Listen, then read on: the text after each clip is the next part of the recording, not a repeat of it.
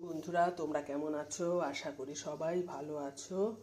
সকাল সকাল ঘুম থেকে উঠে গাছে জল দিয়ে ফ্রেশ হয়ে এই রান্না বসিয়ে দিয়েছি। ভাত হয়ে গেল, একটু আলুর দম করলাম। পটল আমাদের বাড়িতে দু একজন খায় না, যার জন্য পটলের একটু রসা বানাবো। কেউ ভালোবাসে না পটল, কিন্তু আমি খুব ভালোবাসি, আমার বর খুব ভালোবাসে। পটলের রসা বানাবো।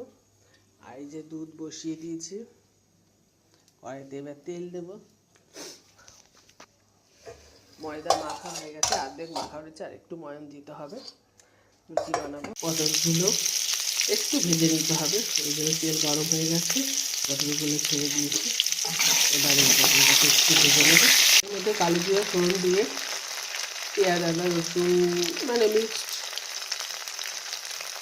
পেস্ট করা ছিল, সেগুলো তেলে দিয়ে দিলাম। দিয়ে এবার এটাকে কষাতে হবে, নুন হলুদ দিয়ে সব কষে।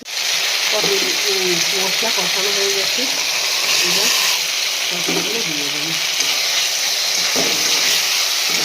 এবার নেড়ে এবার জল দিয়ে দেবো। পটলের রসা রান্না হয়ে গেল। কেমন লাগছে বন্ধুরা জানাবে।